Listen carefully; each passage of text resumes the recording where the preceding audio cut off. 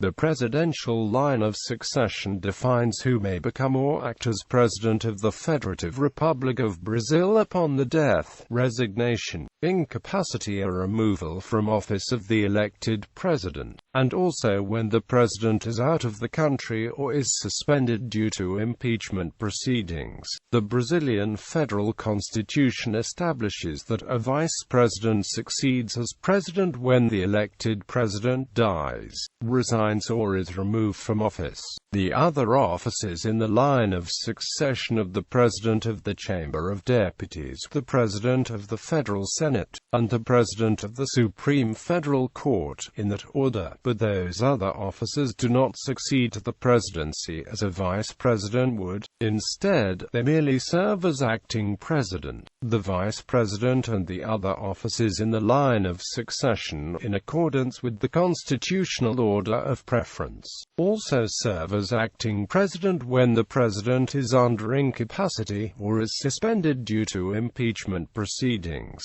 or when the president travels abroad. In Brazil, when the vice president dies, resigns or is removed from office, or when a vice president succeeds to the presidency, the vice presidency remains vacant until the inauguration of the vice president chosen in the next election. That election is usually the presidential election held in the last year of the presidential term to choose the president and vice president that will serve in the next four-year presidential term. Only when both the presidency and the vice presidency become vacant at the same time are special elections summoned to elect a new president and vice president to complete the pending presidential term.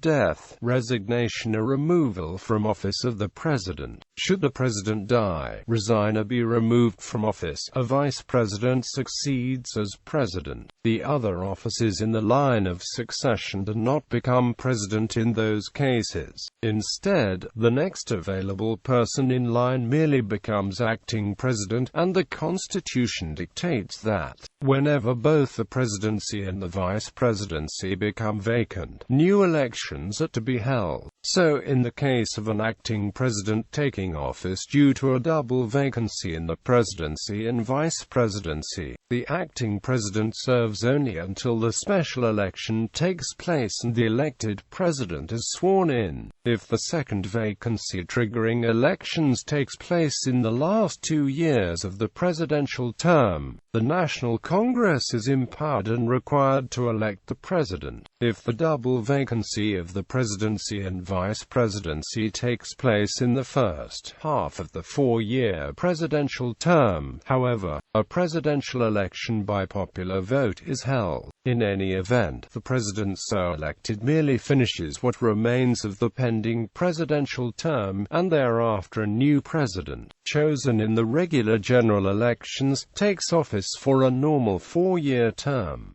Acting president during presidential travel abroad. The special case of two centers of authority. In Brazil, a constitutional custom dating back to the 19th century, whenever a president travels abroad, although the president remains invested with the powers and duties of the office for the purpose of representing the country abroad, the dispatch of the business of the presidency and the discharge of the powers and duties of the office are also vested in the vice president as acting president, or, if the vice president is also not available, in the next person in the line of succession who is able to serve. The situation is similar in a way to the appointment of councillors of state by the British sovereign. Just like the British sovereign remains invested with the royal powers while the councillors of state are in place to handle the royal functions, so that there are two centres of authority capable of discharging those functions.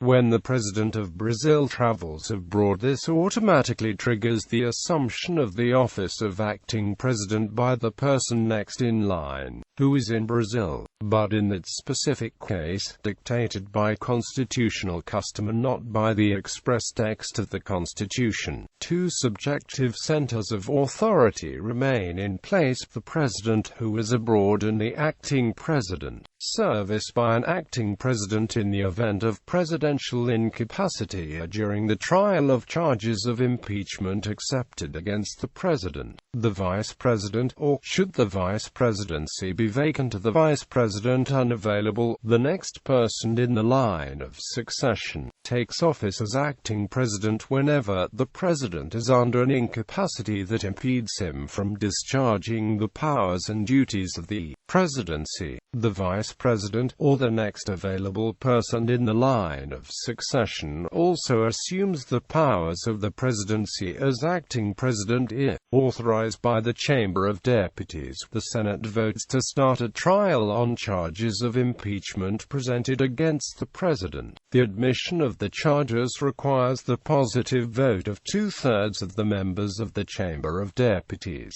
Once accepted, the charges are sent to the Senate for the trial of impeachment. The Senate, if it accepts to proceed with the trial, must then notify the president that he is now the accused in a trial of impeachment. For the receipt of the notice, the president is suspended from office for a period of 180 days. The suspension cannot be renewed, and ends when the president is acquitted, or automatically at the end of the 180 days, even if the trial of impeachment is not yet finished. During the president's suspension motivated by the acceptance of impeachment charges, the acting president discharges the duties of the presidency. The situations of presidential incapacity and of presidential suspension due to the acceptance of impeachment charges differ from the case of presidential travel abroad because, while the absence of the president from the country triggers the assumption of the powers of the office by an acting president, in that specific case, powers are not transferred from the president to the acting president, and instead two centers of authority remain in place personifying the presidency. In the cases of presidential incapacity or of suspension due to impeachment, however, the president is relieved of the powers of the office,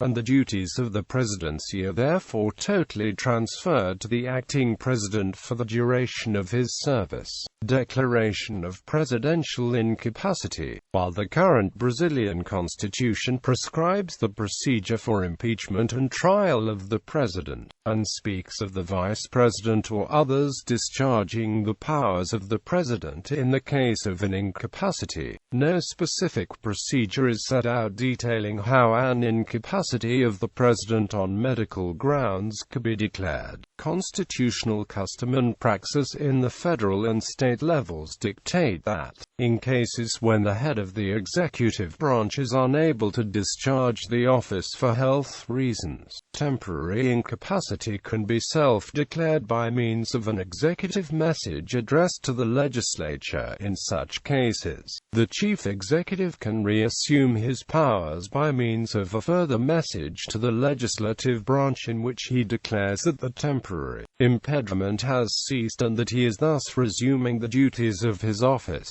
However, there is no clear procedure for a declaration of incapacity other than the self-declared incapacity. Thus, if the president were to fall under a severe illness, and refused or were unable to sign a message to Congress spontaneously declaring his incapacity, there is no straightforward constitutional provision specifying the procedure required for the presidential impediment to be recognized. It is speculated that, if an incapacity were to exist, and if no spontaneous self-declaration took place, it would fall to Congress to recognize such incapacity, but no procedure or quorum is clearly established.